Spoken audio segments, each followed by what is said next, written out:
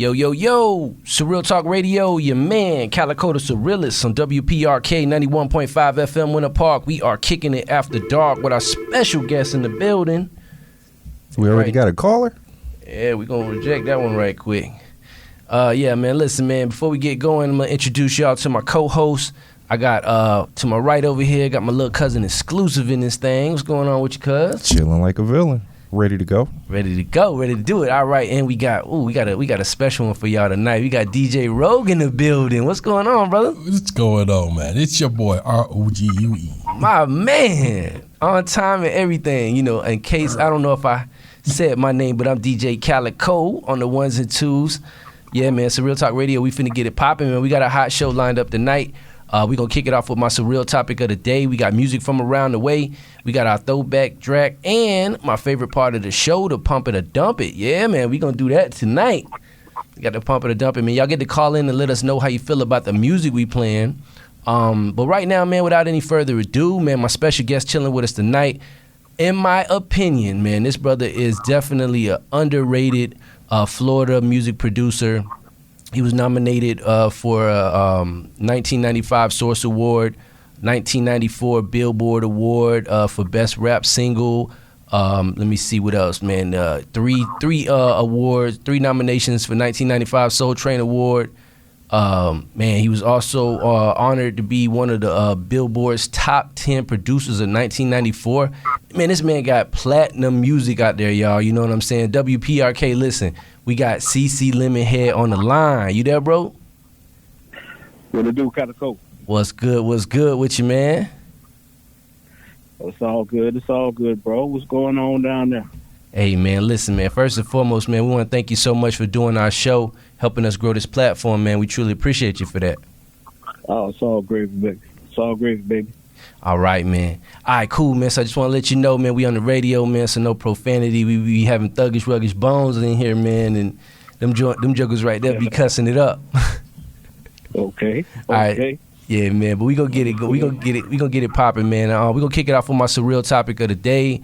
My topic tonight is modern day beat making. I want to talk about modern day beat making, man. How they making these beats?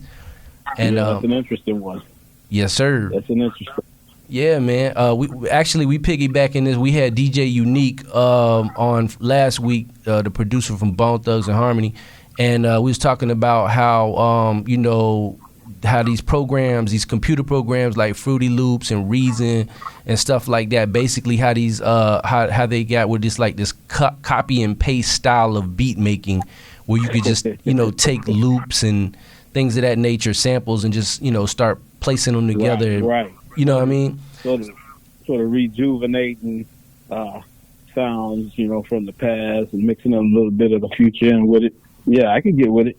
Yeah, man. So yeah, I was gonna ask you, man, how you feel about that style of production?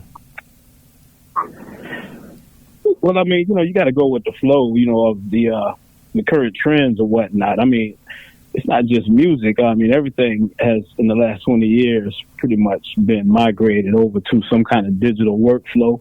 Mm-hmm. I mean, me personally, throughout the 90s, was right during that transition from analog to digital. So, I mean, when I started in the game, we were doing everything on tape, and we had, machines, plugged into machines, ins and outs, wires, they were all over the place. And then at some point in the mid-90s, I got my first computer and the first program called Pro Tools, and I honestly never looked back from that point, man. I mean, we did a lot of mixing, some of the old connections with the newer connections, plugging in a drum machine into a computer, things like that. But, as time went on, it got to the point where you could actually make the beat with the computer. Because, I mean, if you think about it, the drum machines, the synthesizers, all this stuff is already digital. So once you get to the point where the computer can actually emulate, the MPC or the DX7, you know what I'm saying, or some of those rolling synths, then it's a whole new ball game. And then you got these programs that came out in the early 2000s, like, FL Studio, Fruity Loops, Reason, and Cubase, Cakewalk, that started incorporating all these virtual synths right into the software, into the DAW. And And I believe, the newer generations now don't even realize that we used to do this stuff, analog. We used to do this stuff with microphones and tapes back in the days. Now they only use a microphone for the vocals, you know what I'm saying? And then even that they digitize through auto-tune and things like that. Yeah. But I mean, it's the sign of the times, you gotta stay with it, if you want to keep up with the game. Okay. All right. So, man, it sounds like you a fan of these programs, Fruity Loops and stuff like that.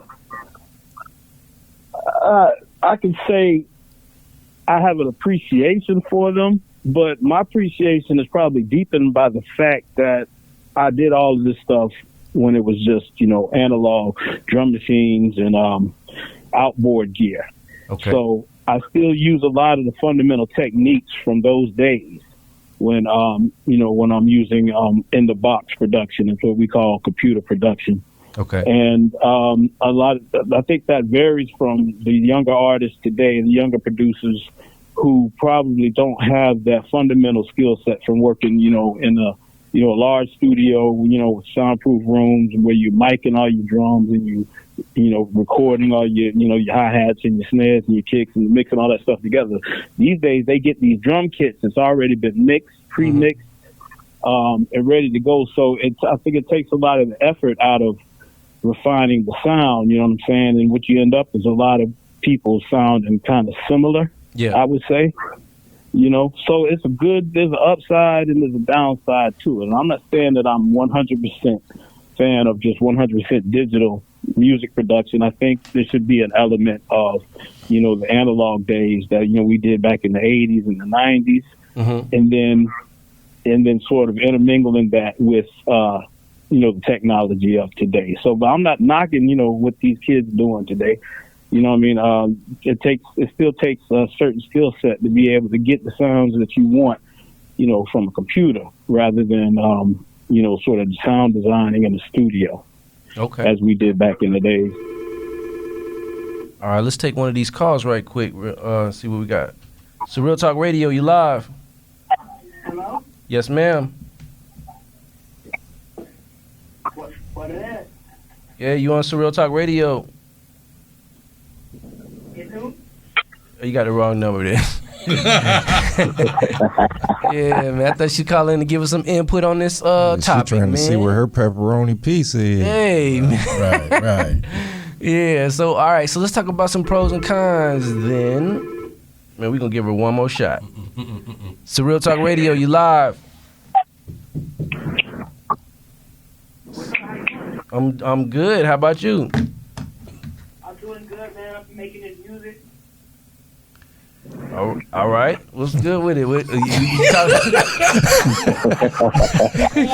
You making his music. All right. I'm loving it though. You got something for us to play tonight? Hell yeah, man. Well, it depends. I heard there's no swearing. I can't swear. Yeah. No cussing on the radio, bro. All right, well, check it out, man. I tell you what, man, check us out, man. It's Real Talk Radio. Send us some music, man. We get you on tonight. Yeah, man, send us some music. We get you in there. You gonna play me on the radio? Yes, sir. All right, that's a bet, man. Hit us up. It's Real Talk Radio. All right, man. All right, then. All right, peace. All right, man. Let's get back. We was doing so good, man. So good. I've been doing this music. All right, so Lemonhead got him inspired, but he want to let us know about his beats. So let's talk about some pros and cons real quick, man. You mentioned some of the pros about what the younger producers are how they're making the music and stuff these days. Yeah. What's some of the cons? What's some of the things you see that's lacking now, or some of the things you see as a con versus when the old school way that you used to do it? I don't know. I think if you could say there's a such thing as being too digital, that might be there might be an overabundance of digital I'd say essence in the music today. So in the 90s when we were everything was about sampling, and looping. And taking old grooves, from back in the day, like some Ohio players, some Rick James or something, and putting your thing onto it. But what that caused us to do as producers back then was research and study the music that preceded us. So, I mean, we used to spend days and days, like a DJ, just going through records, old records from the past, hit records, records that didn't do anything, looking for sounds and styles, and that molded the sounds that we were creating at the time. Right. So, when you listen to like some old Eric B. or Rakim, that old Rod bass jam or something, you hear elements from many decades, not just the 90s. You hear stuff from the 60s, stuff from even from the 50s, all the way up to the current decade. These days, it really seems like with all this digital production, there's sort of an overlooking of the past, and I think I'm worried that a lot of the new producers today might not spend as much time researching, the history of black music, hip hop, R&B, and the things that, soul music, things that got us to the point where we are now, even though it's firmly embedded in all the new sounds that are coming out. But a lot of these sounds are just being downloaded or being passed around from producer to producer, not really understanding the essence of where the 808 came from, or where the 909 drum machine came from, or even a live drum set or live drum patterns that were created before our time. So they just might think that, this is just what it is, and there's no real historical knowledge to it. And I don't know, I think that affects some of the music in the day. So you might hear a lot of the things today that might sound a little bit too generic, if you will, or maybe a little too digital, if you follow me. Yeah, listen, man, I totally understand what you're saying. I love the way you laid it out. I think you just said it perfectly. I think that one of the things that you brought up and I like is about the sampling and the research and stuff like that. I feel you when you say that, because I feel like a lot of producers, if you want to call them, I'm gonna call them producers. If you call them producers these days. Yeah, we'll give the benefit of the doubt. Yeah, we gonna call them producers, man. They do just kind of put these loops together and stuff like that. And it's like you said, it's not really you can't really hear. I think it takes away some of the creativity. Not really complimentary, right? Yeah, complimentary to our history. Right. We've got a lot. Black music in general has got a lot of history. It goes back almost 100 years. From back in the early jazz days, to some rock and roll and early soul before it converted to R&B. Yeah. And all the way up until the early days of hip hop, in the late 70s and all through the 80s. There was a lot of transition in there, and there's a lot of history that's the foundation of all the music that's going on today, even though you might not really hear it as much anymore, or you don't really see the artist really reflecting a lot of the history that's gotten us here. So, a lot of it's just, a lot of, just driving bass and just saying some of the dumbest things that they can think of, right, without really, something. A lot of it's good. I'm not going to lie. There's a lot of talent out there. There's a lot of, there's a lot of good innovation out there, but I do hear maybe less of, our origins, our African origins, our African roots, our urban roots. Yeah, in the music today. Everything is sort of 2017 on up, you know what I mean? Sort of, there's not a whole lot of, back in the days, we used to throw it back every 5 jams, you know what I'm saying? Yeah. Remember this? So that, we could keep perspective of what we're doing now compared to what was going on back then. And if you don't study your history, you tend to forget about it. And right. I think maybe we might be at risk of seeing that, as music evolves, into the new millennia as it has been. Yeah, man, I love this conversation, bro. Like you nailing it, in my opinion. I'm kind of open up the floor a little bit and see what my fellas think about this. Hey, Exclusive, man, what you think about the conversation so far, man? What we talking about? Well, you was talking about pros and cons. I would say coming from me having a Triton keyboard using floppy disk, I used to have to hook it up to a D12 mixer, and then to come to this computer stuff, it kind of made it easier for me. Yeah. It made it real easy. Yeah. I used to have to redo hooks over and over again. I ain't got to do that. You just copy that, slide it over, might stack it, add something else to it or something. I feel you on that, yeah. It can make it easy, but sometimes the authenticity goes away. There's no originality. Everybody using the same 808 sample from Lex Luthor or this guy. Gotcha. And they don't sound design. Like I used to have to get a signal creator and create my own drum if I wanted to be different from everything else that was out there. Yeah.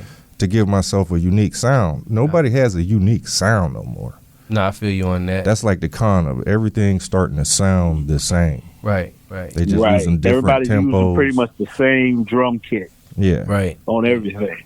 Nah, I totally agree, man. DJ Rogue, what you think, man? Big dog. See, look. So I come back from the ages where we had a SK10. That's the one, the Casio little bitty. We used to sample it right there, cut it, record it on the tape, put the tape in there, say that to a track, and then do it again and again and again. Okay. And then we moved up to the Triton and everything like that. But the one thing that I listened to back then, if I listened to that music back then, I understood the hustle, I understood the work. Mm. But now I'm listening to people nowadays. Now, this is just me being an old head. So I listen to songs where they sample songs from back in the 2000s, back in the 90s, and they try and put their spin to it, but they completely drain the character of the song. The original magic. Right. Yep. Yeah. So that's been my, again, you know what I'm saying, that's my gray hairs talking. But in a way, you got to kind of open the door up for people, you know what I'm saying, to find their way. You got to let these kids kind of get in their own mingle and their own thing and groove and grow with it. Yeah. But when I say I can listen to 5 female rappers and 5 dude rappers, and the 2023 cypher that I just listened to, all the rappers sound exactly the same, and they all did the same thing. They said the same thing. And the beat was just so melodic that it was just really blah. Yeah, one of the things that you're saying, and I like one of the points you just made is that the sampling. Like I think like what Lemonhead was saying as far as like doing the research and going back and sampling stuff from far back. Like you'll notice nowadays, this generation, they be sampling stuff from like a year ago. You know what I'm saying? They be sampling. Right. I think they're going back, right? Yeah. Remember this? Exactly. Yeah, man, it was like 10 months ago. Yeah, like it's a classic. So yeah, that's what's crazy to me, man. But yeah, I wanna get into our next segment, which is the Pump It or Dump It. I want to open up the hotlines. Anybody want to call in and talk about our topic, which is modern day production, modern day beat making. Anybody want to call in and give a shout out to Lemonhead, or if you want to participate in our next segment, which is the Pump It or Dump It. We about to play a song. We want to get your opinion on it. Should we pump this on the station? Should we dump it? More than welcome to do that. Please remember we on the radio. No profanity. Please keep the calls brief. The phone number is 407-646-2915. It's one more time, 407-646-291.5. All right. So, hey, exclusive man, you got that track ready? I got it.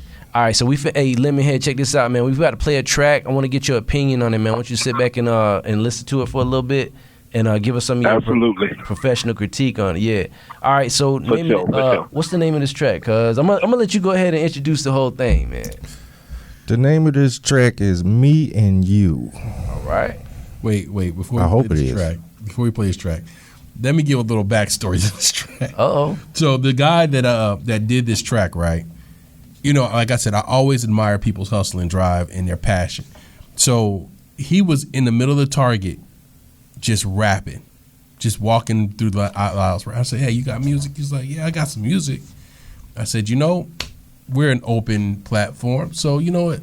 Send it to us. And so he sent us his music, and we want to give everybody their time and their little light to shine.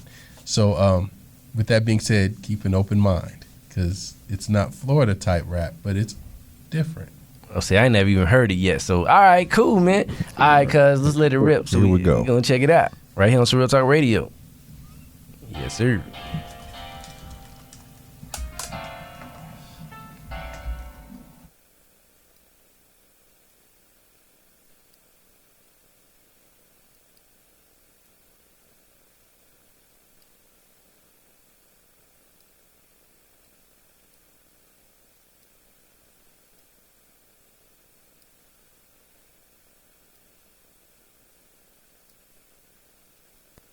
All right, we had a little technical difficulty. We gonna run it back. DJ Exclusive over here. He got his his DJ machine. His DJ machine is back in the day. We need to get him up in some Fruity Loops or something like that because what he got. You ready over there? All right, I'm ready now. All right, so Real Talk Radio. We gonna try to run it back one more time.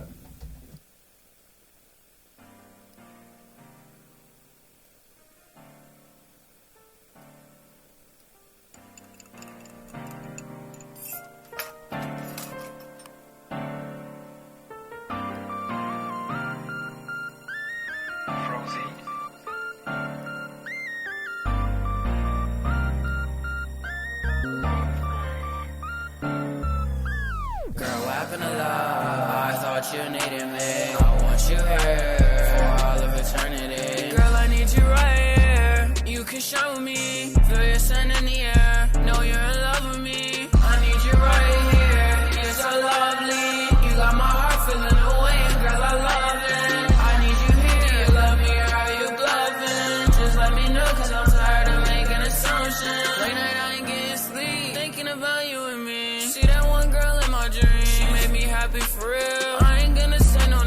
She got my heart still sad and paranoid, and the reason why I take pills. I just think of us and your crazy love. Girl, I need you. I can tell when something's up. Girl, you're not the same. Is it me? Am I not enough? Girl, you're not the same. Is it me? Am I not enough? Girl, I need you right by my side. I swear I think of you all the time. I wanna make sure that you stay mine. Stay mine. Stay mine. Print a sweater. I'm tired of making love letters. I need you here, you make me feel better. Girl, come this way. I wipe the tears off your face. Me and you can't escape. I will take away your pain. Girl, what happened to love? I thought you needed me. Girl, I want you right here for all of eternity.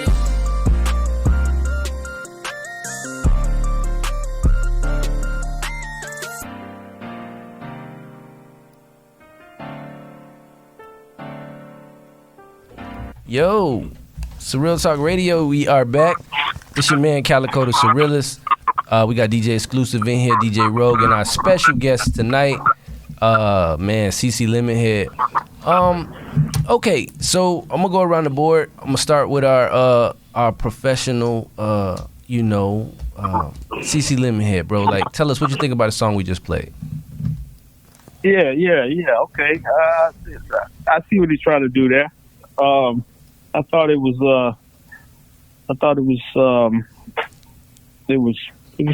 fairly acceptable. Okay. I liked the little track there, and then I had a little problem hearing some of the vocals there. That reverb thing he was doing with reverb was interesting. Yeah. Okay. So you think we should give him a shot at pumping it on this station, or hit the drum board with it? You know, I'm torn, man. I don't know exactly what the audience is what your audience is like normally. So I think I would give him a shot maybe for a couple of days. Okay then. See what kind of feedback he gets on that. Okay. All right, cool. Well, all right, let me see what kind of feedback we get from my man. My man is usually over here. You know what, man? I'm going to save the best for last. DJ Rogue, man, what you think about the song we just played, bro? I'm just going to say pump it. Pump it? That's all you're going to do? You're just going to say pump it? You mean you're not going to give me no kind of feedback, no critique, no... I think it ended... You know, I got to... Again... I got to stop with, you know what I'm saying, judging things with the gray hairs. That's what I'm trying to do. Okay. Because that's actually, up north, that's a form of music. I think it's called drill, if I'm not mistaken. And for my acquired palette of music. The beat was really cool, you know what I'm saying? The beat was cool, and you know what I'm saying? I'm trying to listen to the lyrics, but like, you know what I'm saying? Some of the lyrics I couldn't hear well. Yeah. But I'm just going to say pump it for the passion and the creativity. Okay, then. All right. You know, I'm going to just slide in here for a second and say, you know, the lyric he said when he was like, that's why I take pills. Like, what's up with these kids? Everybody doing drugs on the records and they all in love, and what's up with the drugs and the love and the, you know, it's a love song. I mean, the females, the Cardi B's and them, they singing hardcore stuff, and all of the fellas is in love and on drugs. That's what I was saying. We had a pumper to dumper. The chick was raw. I was like, man, that's a tough broad right there. I don't even know who she is, but her lyrics was tougher than the dudes we be getting. They be all mellow and the females giving dreamy. us some rap. You know what I mean? The females coming in here giving us some rap. The dudes is in here trying to sing. You know, listen, man. It was a vibe. Now it was a vibe. Don't get me wrong. I ain't saying nothing about it. It was a vibe, and I ain't got no problem with pumping it because I am old school too. So I could be, you know, talking with the gray hairs, but DJ Exclusive, man, I'm gonna turn it over to you. What you think about that track, man? Should we pump that, dump it? All right. So I didn't really have a problem with the song other than the reverb. He was trying to use it as like an auto tune. It was filling up too much space where you can't hear his lyrics. Okay. Most of the time. So a lot of reverb always agitate me. So do auto tune. So yeah, I agree. As a beat maker, I want to hear somebody track that'll make me want to put my energy into the project. Like, hey, we got to go do this. I just didn't feel that. I would say pump it, but I wouldn't pump it. But I would say, this your channel, you pump it. Just dump it off on me. Okay. All right. Well, listen, man. As it stands, we gonna pump them. We gonna give them a shot. All right. So yeah, man. Listen. Anybody want to call in? 407-646-2915. In the meantime, we gonna get real live with my man CC Lemonhead and you know, find out what he got going on. So take us back a little bit, CC, man. First of all, I want to know. This is a very interesting name, CC Lemonhead, bro. How did you get the name?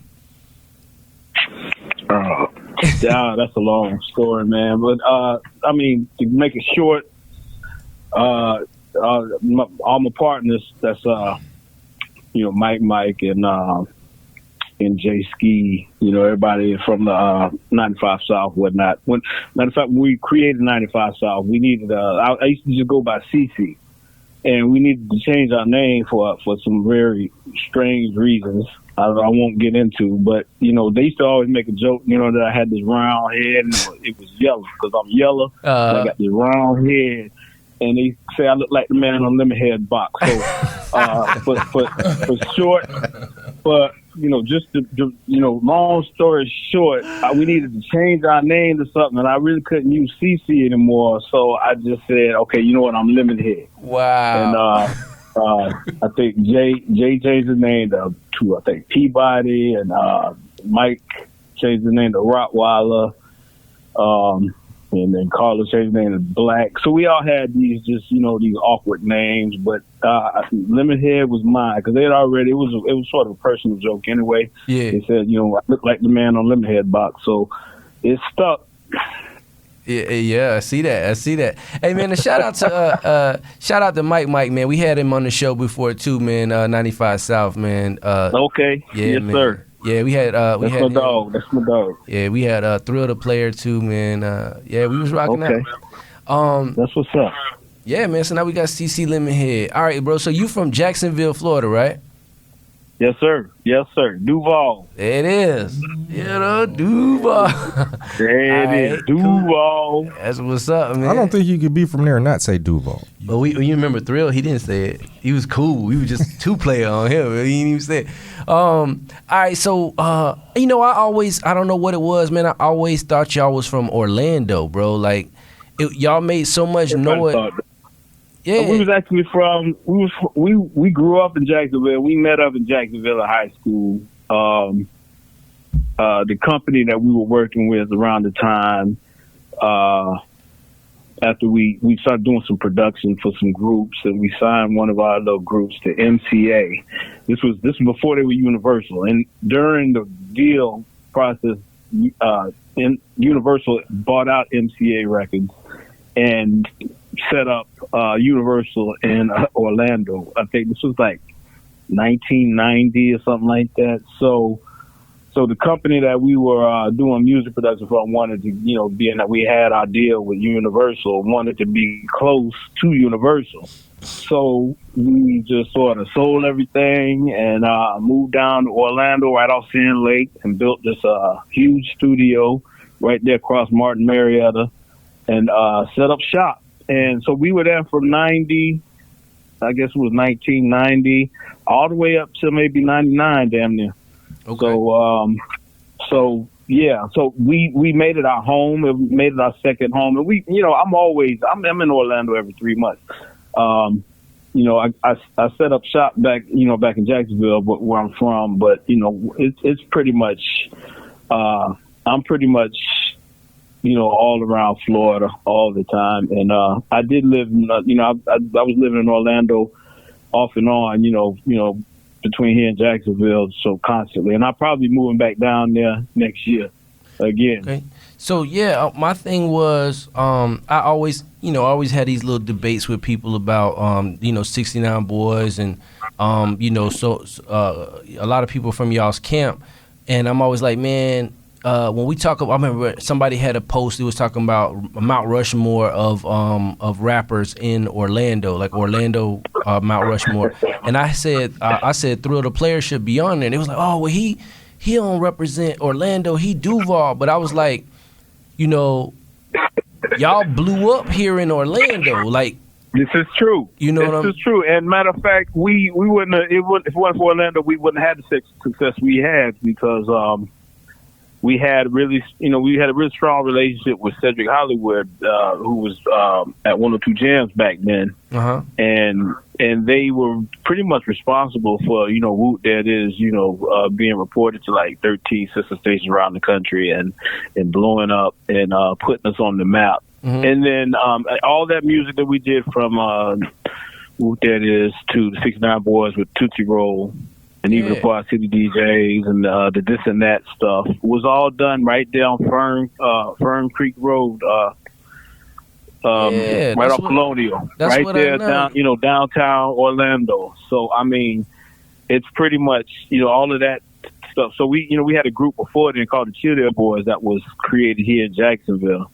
But by the time we got to Orlando and started doing our thing, we evolved into 95 South 69 Boyz and all these other groups that we just started spinning out. So it was something about the air in Orlando that really brought it out of us. So I would definitely claim Orlando when we talk about that era, when we talk about that music. Yeah, I'm glad you said that, man, because I'd definitely be fighting for y'all, man. I'd be like, man, these dudes, right, they represent Orlando, you know what I mean? Like, I was born in Ohio, but I've been here doing my thing since I was like 2 years old, you know what I mean? So what I look like claiming Ohio when my whole everything was, established here. That's all I was saying. That's exactly right. Yeah. It ain't where you from, it's where you at, homie. Yeah, it is. You know what I'm saying? So I'm glad you cleared that up for me, man. Appreciate that. Yes, sir. All right, man. So let's see, man. I want to talk about, so you had your partner, man, Jay Ski. You want to talk about your relationship with him for a second here. Was y'all like a production team or what was his role? Yeah, we were co-producers. I was more of the music and he was more of the concept. Okay. But it was definitely a match that worked well with the Miami-based style music that we were trying to sort of commercialize. I mean, we had a very fondness of that kind of music. From all the way back in the '80s. With Loop Records, Foresight Records, and all the Bay Station, all the labels throughout Florida. I mean, we were definitely heavily influenced by them. And when I first got into it, I was all hip hop, man. I was all New York style hip hop, and Jay really sort of repointed my my energies into the Florida style music that was really underground through most of the '80s. And I figured if I'm going to do it, I want to sort of bring a new twist to it so that it could be accepted not just in Florida, but all the way across the country and eventually all the way around the world. And I think we achieved that ultimately. But it was definitely a team effort. Yeah. I was mostly in the studio making the beats, doing the production. Jay was a concept man. He came up with the hooks for Whoop There It Is, for Tootsie Roll, and all the stuff that we did. And we worked together with the artists that performed it. And, it was definitely a team effort. We wouldn't have done what we did, without both of us, with our with both of our complementary traits working together. You understand? Yeah, definitely, man. I love how y'all, like I said, I've interviewed Mike, I interviewed Thrill. I love how y'all speak on, as each other as a team and stuff like that, because I have nothing nice to say about my my counterparts, DJ Rogan. I mean, they always late for work and stuff. But no, I love how y'all speak about each other and stuff like that. And I definitely understand and feel what you're saying as far as the music.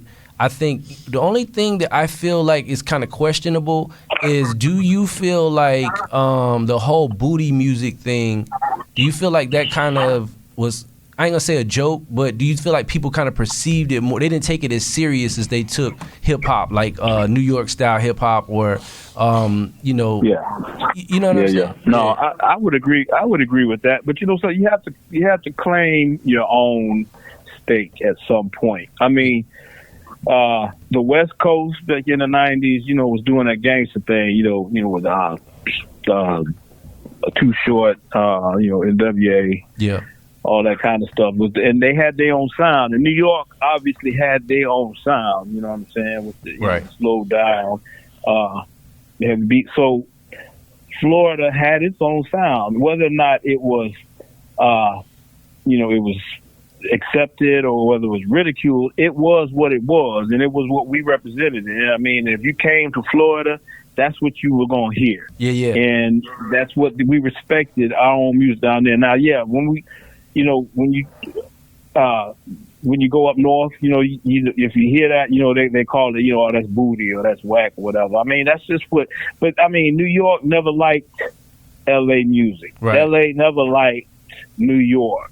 And the same with the down, with Florida music. They and us down south, they didn't like what we were doing down here and everything. But at the end of the day, I mean, we sold millions of records all around the world. So it's I think most of that criticism came from the industry, within the industry, which in hip hop the industry is very compartmentalized, and it's very, very prejudiced about other forms of music. But the consumers don't care. You know what I'm saying? If it make them dance, they like it. You know what I'm saying? Or if it make them feel a certain way, they like it. And I mean, we sold millions of records, and we couldn't have done that just in Florida. You know what I mean? It was a collective effort all the way to the West Coast and all the way up north. So we didn't let it bother us too much about the industry heads, who would ridicule our music, things like that. You know what I'm saying? And call it booty. It is what it is, and we accepted it for what it was. You know what I'm saying? Man, listen, I'm proud of y'all, man. Like I really am proud of y'all for staying true to what it is that y'all felt, and because I'm sure y'all had to go up against, I'm sure y'all went on tour and stuff like that out in the West and the North, and I'm sure it was difficult for y'all. Got bottles thrown at us naturally. But I mean, who don't? I feel who don't at some point? It just makes you stronger and it just keeps you drive up. Yeah, you know what I'm saying? For sure. Well, how did you get into producing in the first place? I mean, I think I came out of the womb with some drumsticks in my hand. Honestly, I mean, I in high school I was DJing, just playing all the every new jam came out every week. I'd have it, and then it got to the point where I would start mixing them together and remixing basically, and selling my tapes in school and stuff like that. And I think I passed one out to Mike while we was in school, and he's like, "Man, I rap. Let's do something." So me and him just started messing around. We ended up buying a drum machine eventually, and hooking up with Jay and Marcus, and just set up a little little home studio and just started making out, doing our stuff, man. I mean, it was just natural for me. It's not something that I woke up and said I wanted to do. I just did it, Yeah. And it turned it. When you have a passion for something, it's not too much that's going to stop you from doing what you want to do. And if you persistent enough, you work it hard enough, everybody gets their shot. You know what I'm saying? You just got to stay with it, and that's what we did. So I mean, I just had a love for music production from the very early days, man. I mean, I was hip hop head when hip hop was invented, and I never really lost sight of that. You know what I'm saying? And I mean, it started out, more along the lines of what we ended up doing, which was more party style. In the '70s, with the Sugar Hill Gang and all that Grandmaster Flash, man, that stuff was upbeat. You know what I'm saying? And it was party. Yeah. And then it started, during the late '80s and the '90s, it started to slow down and get a little more grungier, get a little more hard hitting. But the essence of hip hop music has always been about fun, in my view. And that's sort of what we went after in our repertoire.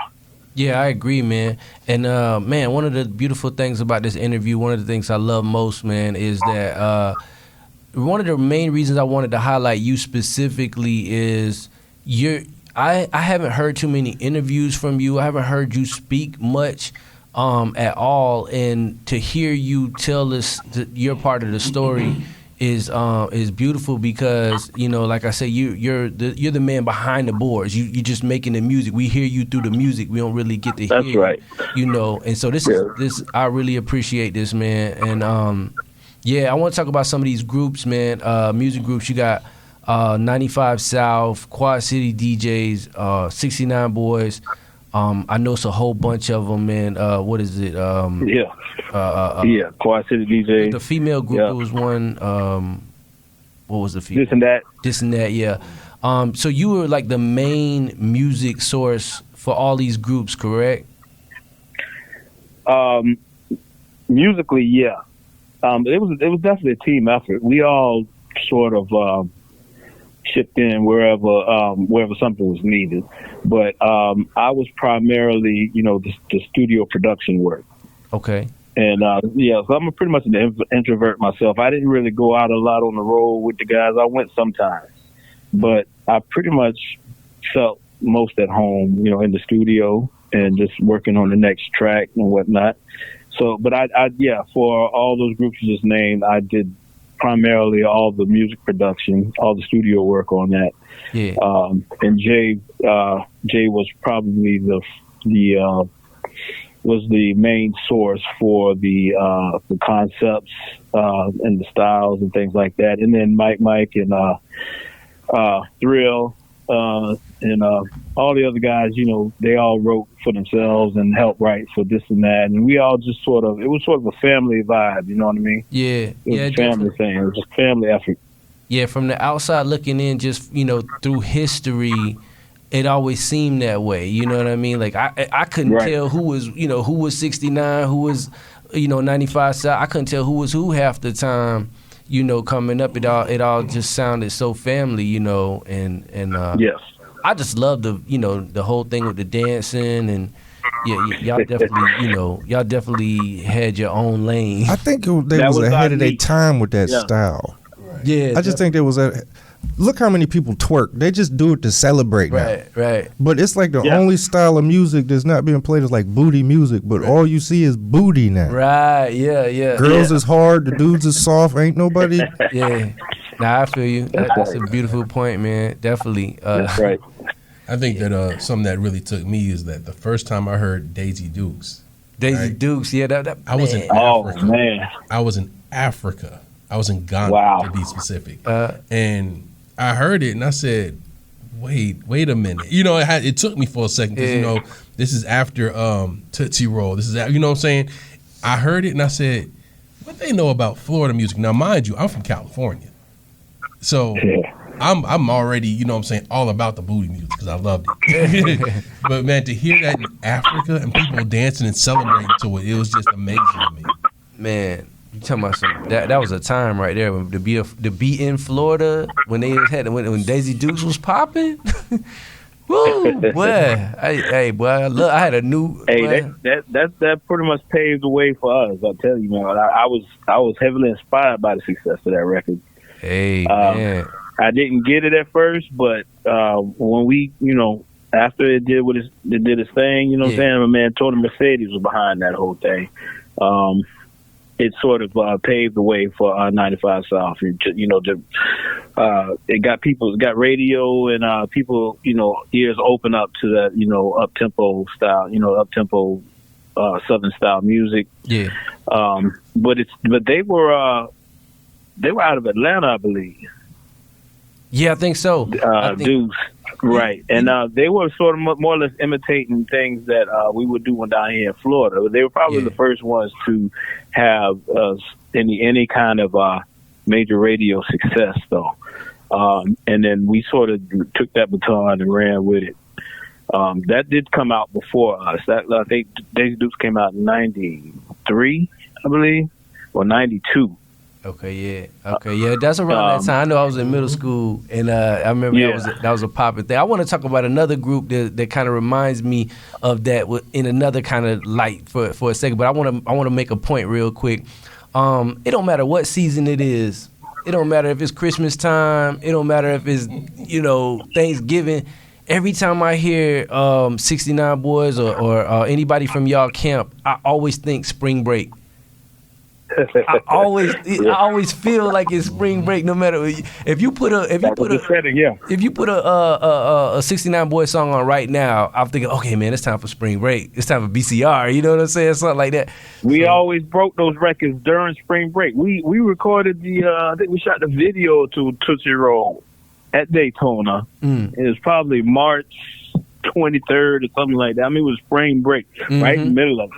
I mean, we promoted Whoop That Is during spring break. So, yeah, every year would come around in March or April. Yeah. We was at spring break, and we would make sure that whatever record we were working was going to be played more than any other record that much, during spring break. So, yeah, I believe a lot of people have nostalgic, feelings about those records and get, memories from, the early spring. Yeah, man. Because that was the time to pop these records, For sure, yeah. Like I say, if you're a real Orlando boy like myself, you just feel it. It just feel like, it's time to go to Daytona. You know what I'm saying?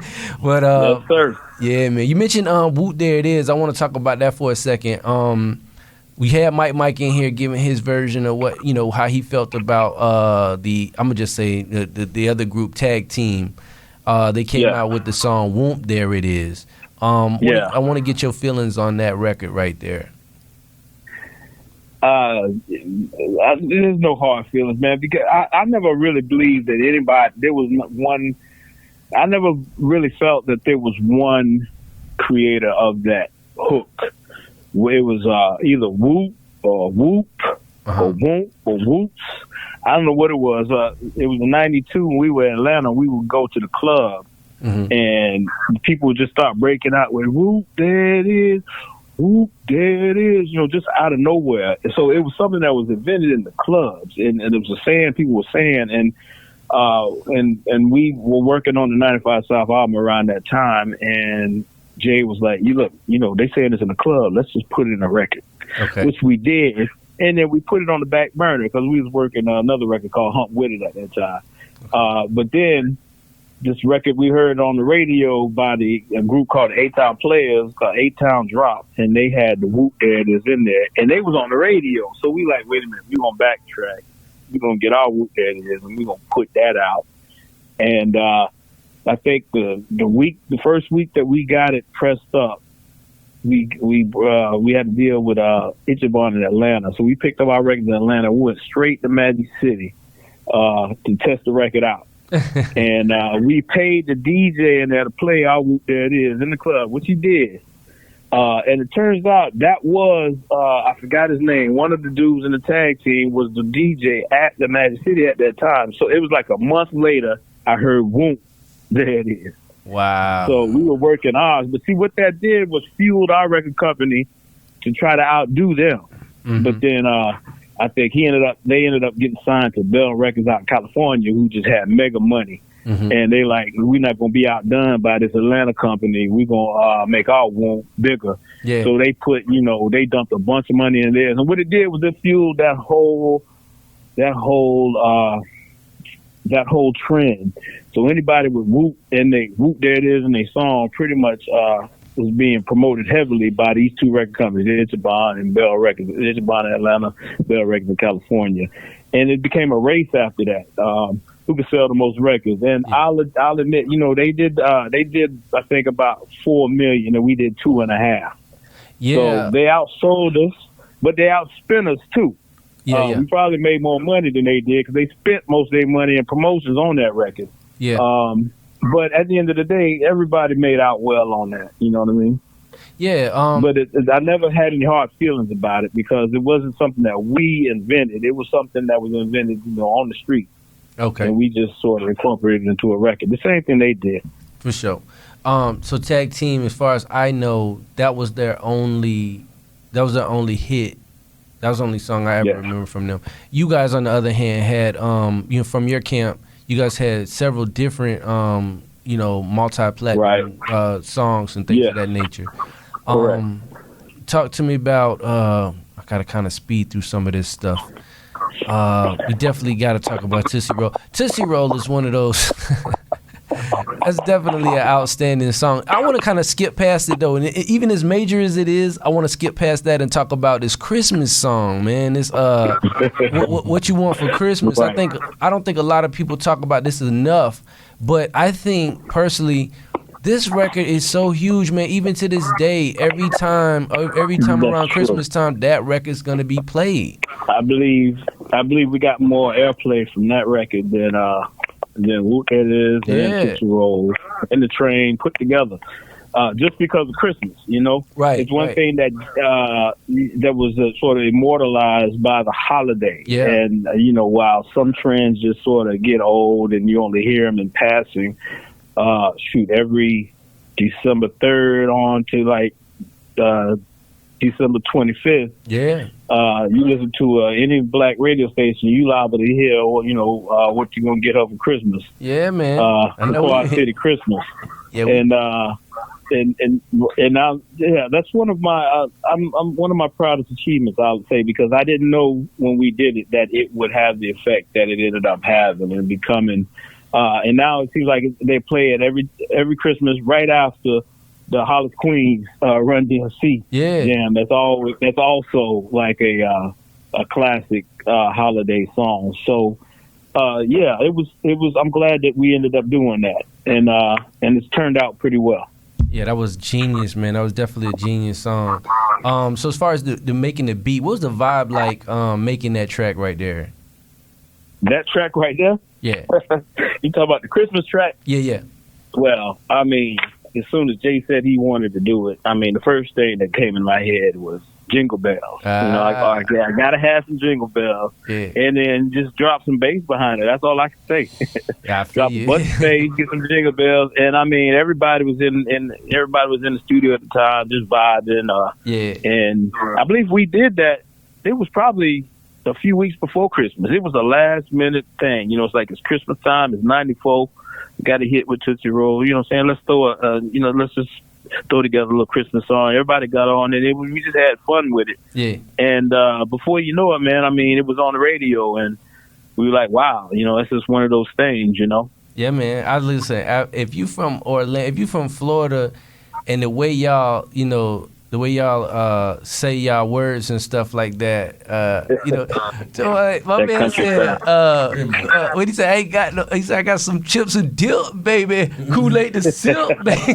Like, come on, man. I don't care. That's that Florida style. Exactly, Florida man. Style, baby. That's what I say, man. You gonna be proud. Anybody hear that record immediately got appreciation for it. Even if you don't celebrate Christmas, you gonna love that record. It's just fun, man. But yeah, man. Oh, and then another one I want to bring up is another one that don't get talked about a lot from you guys' camp, which is that Orlando Magic went to the finals. You guys had this song, Going to the Ship. Yeah. That record, man, like I say, when people talk about people from y'all camp, they don't bring up this record. I remember this record being so huge, man. It was like a soundtrack, for the Magic. If you was a Magic fan, this was like a soundtrack. You know what I'm saying? And when this song came on, one of some jams, we just lit up, man. What about that one there? What could you tell us about that track? The ship, actually, I believe that was more of my partner's Rob Marine, but I didn't do that one. Okay. Yeah, but I could take credit for it because they were pretty much running with the drum kits and everything that I had built up for about 5 years, and they just sort of reworked the same magic that we had already developed and patented by that time. Yeah, that formula was all through that. It was over the span of the 90s, we built this family, we built a team, and I sort of built this foundation for creating any tracks, from the background vocals, the crowd chants, to the drum sounds, and the tempo that, we sort of patented that 132 BPM. And once that was done a few times, there was a number of members of our crew that could just pretty much pop in that floppy disk that I had with all the sounds on it, and fire up the Triton or the MPC or whatever, or the SP12, whatever they were using, and program basically a Lemonhead style beat, and put together they put together the hooks and use the same formula. So it's pretty much the same thing, so I would, take that much credit for it. But that was one that I don't believe I was in the studio when they did it. Okay. All right. Well, are you still actively producing? Are you still doing things, making beats and stuff like that nowadays, or always, man? I mean, it's in my blood. I can't not do it. Okay. So I'm cultivating some young artists right now, and I'm actually doing a lot of background work with a few generative AI music companies like Ava and Soundful, sort of helping them train these language models with with styles from my era and before my era and what's going on right now, because it's sort of going into, we were talking about, our original conversation there about, the technology and stuff. It's, it's like tenfold now. So I want to be a part of it, you know what I'm saying? So that I know that all my innovations, everything go on being remembered, with all this new music that's being generated now, with the younger crowd, with the younger producers, and even with these computers now. Definitely, man. Well, yeah, man. Well, you gonna have to send us some of your new work, man, with these new artists on there, so we can pump it or dump it. Yeah, okay. Yeah, we gotta try something like that. Scared. Yeah, yes, man. sir. Yeah, let's do that. Let's get that. For sure. Yeah, let's get that going, man. Well, listen, man. We totally appreciate having you on the show, man. We got to get up out of here, man, but I want to definitely make sure I give you some time to give any shout-outs, any kind of shows y'all got coming up, any kind of social media, anything like that you want to put out there. I want to give you the floor right now to do so. Oh, yeah, man. So just want to give a shout-out to everybody in Orlando. I'm going to keep it short and sweet like that, and I will be up there soon, probably with 95 South or Thrill or something on some of their next gigs going on up there. I got to bring them up, find out what's going on. I think I'll take a ride up there and holler at my peoples one more time. All right, man. That's what's up. Hey, man, well, listen, man, once again, bro, we just appreciate you, man. We totally... Bro, like you, anytime, bro. Anytime, a legend, bro. Y'all boys is legends, man. We so proud of the work that y'all put out there, man. And anytime, we appreciate it, bro. Yeah, man. Anytime y'all want to get on this station, man, more than welcome. That's what's up, man. I appreciate you having me, dog. All right, bro. All right, man. Well, I'll get back with you later on, man. We finna get up out of here. We got music from around the way with DJ Rogue. There you go. All right, CC, man. Get with you, bro. All right, man. All right, you got it, brother.